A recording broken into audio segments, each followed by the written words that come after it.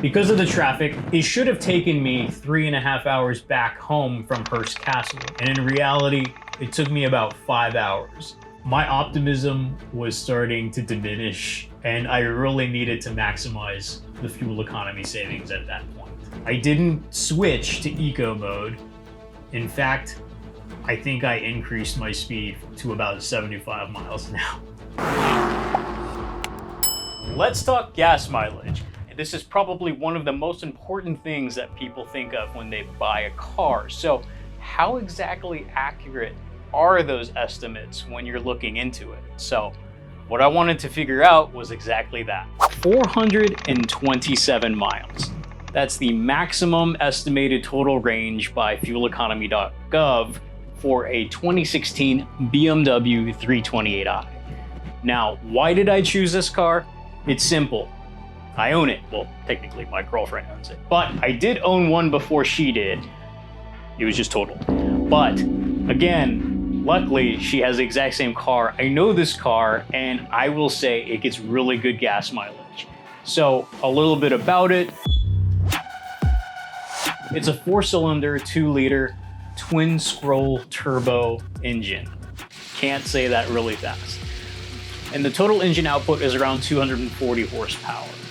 Curb weight, around 3,500 pounds, is paired with an automatic 8-speed gearbox, which is actually really good. If you leave it in the comfort setting, you really can't tell when it's shifting gears. It's very smooth and responsive. And it has a 15.8 gallon tank that takes premium.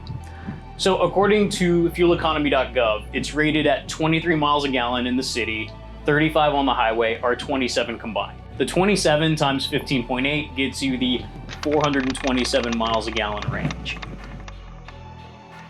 So that combined estimate, in order to push the limits of this car, and if I can actually get that many miles a gallon, I'm taking this car 217 miles north to Hearst Castle. Now, Hearst Castle is right in the middle of LA and San Francisco, and to achieve this trip, it'll be around 434 miles round trip. So already about 7 miles difference between the maximum estimated range on the 2016 BMW and the actual round trip destination. So in order to accomplish that, I'll need to do the following. 1, I almost have to take no stops. So that means no bathroom breaks. I can't get coffee, which is insane. I need weather to be in clear conditions. I need limited traffic, because that's really possible in Los Angeles. And I need to average about 27 miles a gallon to make sure that I can at least get a shot at this. So the exact EPA estimated range of combined city and highway, I need to achieve that 27 miles a gallon sweet spot in order to make sure that I have at least a shot at making this round trip. I know I need a well-maintained car. And so again, borrowing this car from my girlfriend, I have made a couple of preparations for this 70,000 mile BMW. So in order to prep the car, all I did was really 2 things. 1, I just got it an oil change with 70K on the clock. And then I put new tires on it. The tires I chose for this trip were Bridgestone Potenzas, and I chose the non-run flat version of this tire, mostly due to the fact that I heard that there's added weight, but mostly it's a quieter tire, it's a little bit more comfortable, and overall it'll give a little bit better cushioning on the ride. So I opted not to go for the run flat option. I did just a standard tire Bridgestone Potenzas, which are great. The last thing that I did to prep this trip was I made sure that I did not run air conditioning the entire time. Now, air conditioning definitely takes a toll on your miles a gallon when you're traveling, but thank God I live in California and not Texas again, because this would have been definitely a necessity if I had to live anywhere else. But we have nice weather. It was about 60 degrees the entire time, so I just left the vent on, and minus some skunks along the way, pretty comfortable inside the cab. So starting out, when I got the car, it had 0 gas in it. It had less than 50 miles range, and so we hit up Chevron, and I just put $70 for about 13.8 gallons. Welcome to California. It's a 15.8 gallon tank. So how much gas was actually left in there to begin with?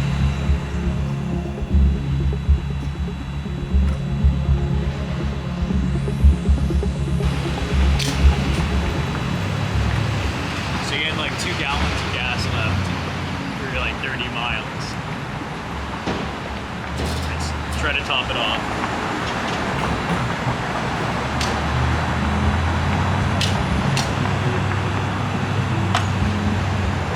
Gotta get every last drop.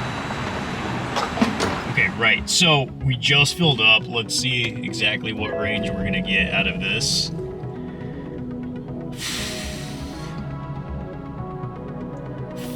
$401 miles right there. So we're already to the point where we're pretty much losing. 433 miles is what we need to travel completely. So I have to gain 32 miles of range to actually do this challenge. So what I'm gonna do is BMW has something called Eco Pro that I'll show later on, and that changes into the higher gears, and then we can go ahead and do basically drive in those higher gears to get better gas mileage, so it's less stress on the transmission. Hopefully that works. It also turns off really the air conditioning a little bit, so we're not going to drive with air conditioning at all. That should hopefully boost up the gas mileage. We'll see, but I'm already losing at this point. So we'll see. It's going to be interesting. I think we can do it, but that's about it. As soon as we got out of the Chevron, hit traffic instantly. So the first thing that I had to avoid was making sure that I couldn't get into traffic. The second thing that I needed to make sure that I can maximize miles a gallon was to have clear weather the entire time.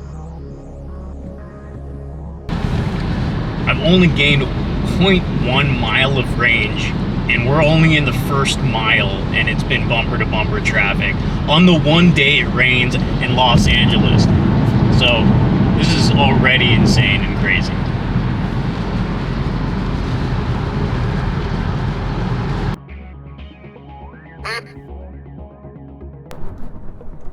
All right, so I'm setting the cruise control to 70 because typically I have like a pretty heavy foot.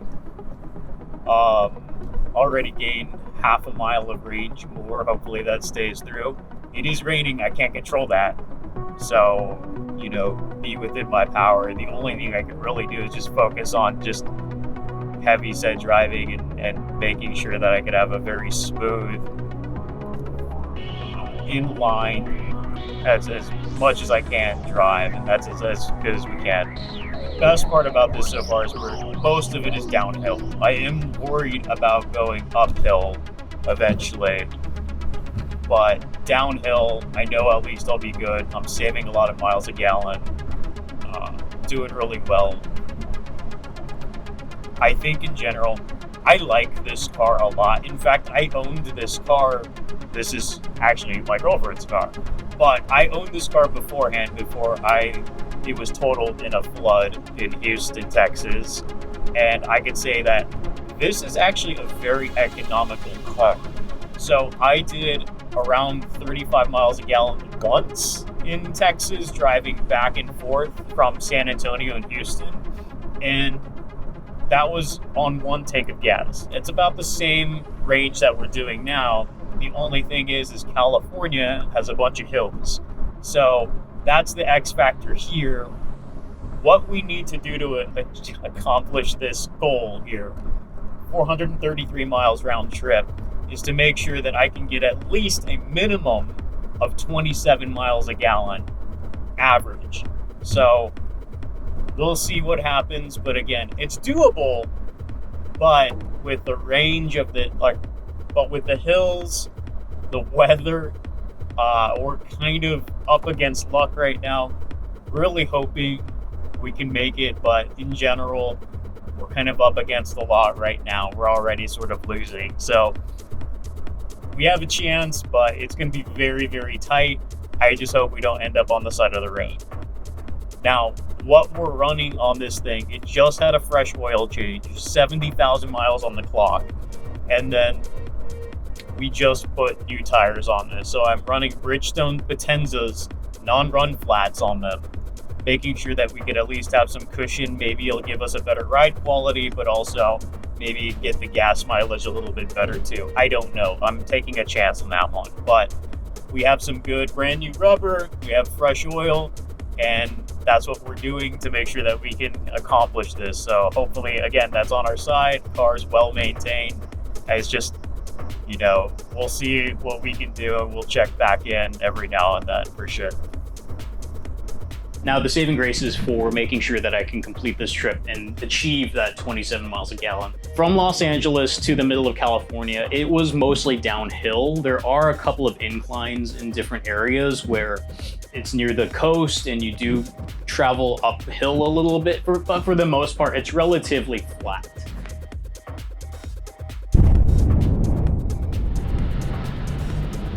Just when we were doing really good on timing, we hit construction in Santa Barbara, so that's pretty annoying.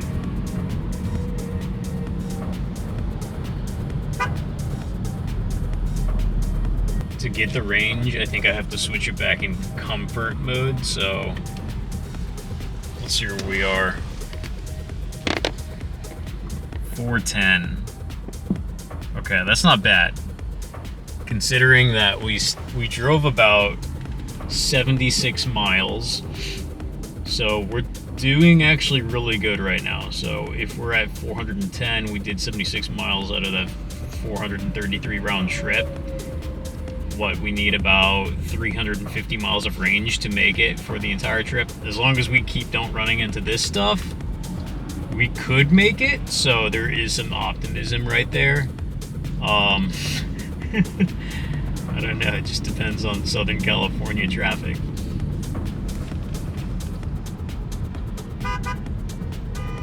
Also, more good news, it's not raining anymore. Now, this was somewhat in the morning, around 10 a.m. or so, but the traffic itself was a lot due to the construction on the road, and that just congested a bunch of different areas. I got honked at for driving really slow, but in general, it was a lot.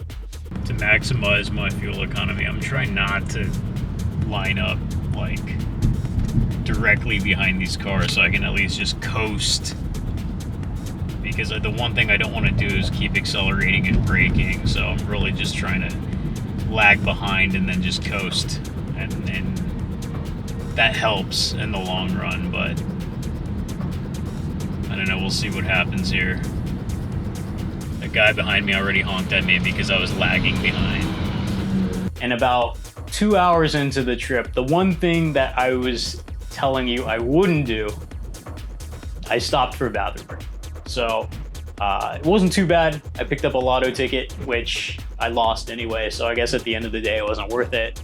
But in general, I did break already like 3 of the 3 rules that I was trying to make sure that I could avoid, and I failed miserably.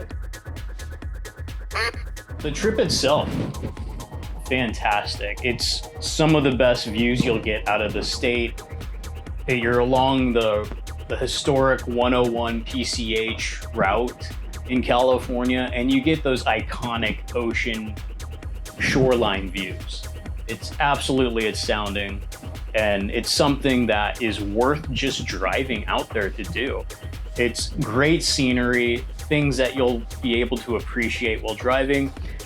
It is not just a road that's ahead of you for miles on end. It's actually a road with a lot of different views and a lot of really cute beach towns. So after 3.5 hours of traveling, I finally made it to Hearst Castle, where I checked the fuel gauge, and it was around 55% left.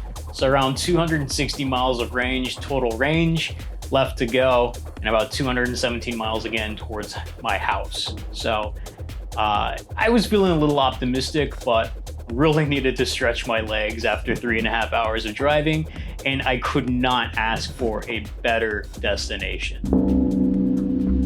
So this is Hearst Castle. It's a fantastic piece of California history. I didn't really know too much about this entire place, but it has so much to offer, and it seems like such a huge piece of history of somebody who's a media mogul from the era of the roaring 20s and 30s all the way into really the 40s and the 50s. This castle was owned by a man named William Hearst, and he was known for lavish parties and gatherings and his most exclusive castle within San Simeon in California.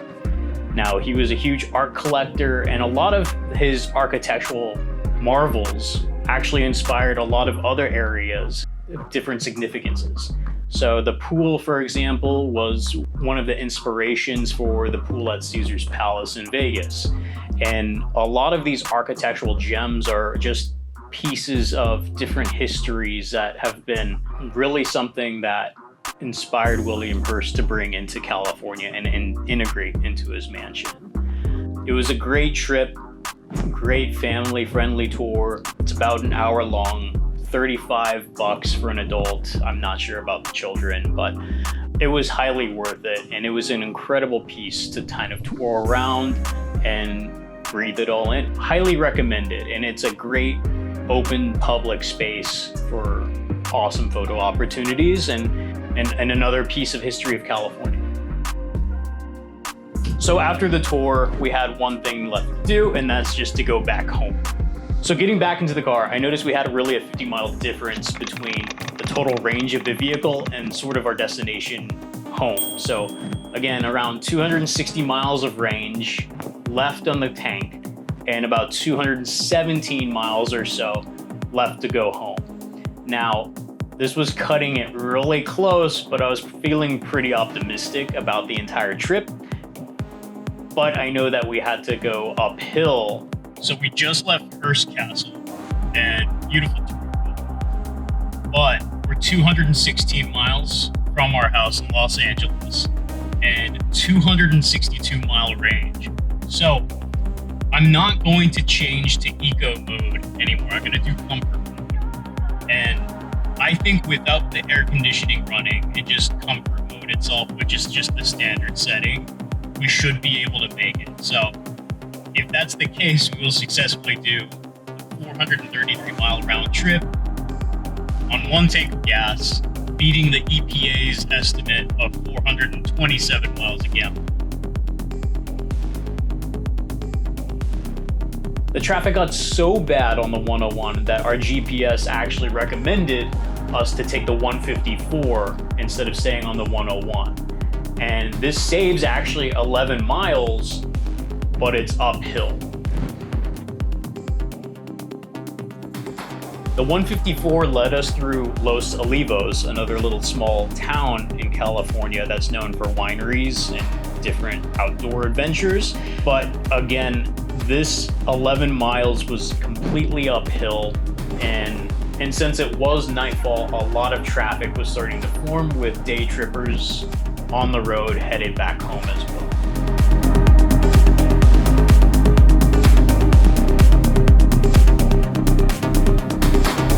So I was feeling pretty optimistic about the trip so far until nightfall hit. The traffic was so bad, I think it took us about 20 minutes to get out in bumper-to-bumper traffic throughout the entire 101. And it seemed to be getting worse and worse and worse on the way home. Supposedly we saved some time, but really there was a lot of cost involved. And I think at that point we had sort of a 20-mile difference between the total range and then our destination home. My optimism was starting to diminish with sort of that news, and I really needed to maximize the fuel economy savings at that point. I didn't switch to eco mode. In fact, I think I increased my speed to about 75 miles an hour. Because of the traffic, it should have taken me 3.5 hours back home from Hearst Castle. And in reality, it took me about 5 hours. Yes, I was stuck in traffic for more than an hour and a half. This car finally made it back home. All right, so this is my exit to get home basically at this point. And 54 miles left of range, 447.2 miles done today in this car.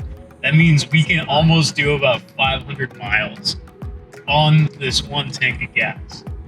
That's pretty impressive. I think that's a win. That's in Prius territory right there. So we did it. Overall, good job. And if you're looking for an economical car, found it. I looked it up, and the light for the fuel economy hits at around 50 miles or lower, which is equivalent to around 2 gallons of gas. So 13.8 gallons of gas was used for this entire round trip. Almost pretty much what I put in at the beginning. So $70 about worth of gas got me entirely round trip. And I could have made another 50 miles more if I actually had that destination involved. And the total range that I drove was over 440 miles. That means I could have put around 500 miles on a single tank if I had a little bit of a better condition. That puts me in a lot of different places in a pretty good economy. Now, I checked it out on my phone, and that equals about 32 miles a gallon in this 2016 BMW 328i, which was rated at 27 miles a gallon combined. Did I beat the combined miles a gallon? Absolutely. Did I fall short of the highway estimate by only 3 miles a gallon? I'd say that's a win. So, all things considered, again, bumper to bumper, hour and a half worth of traffic, combined 32 miles a gallon, in a car with a 4-cylinder twin-scroll turbo, I'd say that's a pretty damn good deal. So, was this trip worth it? Was it overall? How's the car? I would say fantastic car for just being a commuter. So, this is sort of a step above your Honda Civic, your Toyota Corolla, and I'll put the comparisons here as well to see what the EPA also says what they do, but which one would you rather be driving at the end of the day?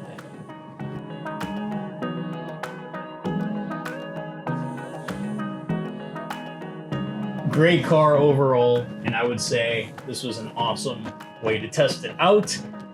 Great trip at Hearst Castle, and overall, highly recommend the BMW 328i. Now, if you like this video, please like and subscribe, and let me know what your thoughts and opinions are of it, or if you have another car that you want me to test out. Otherwise, thanks for watching.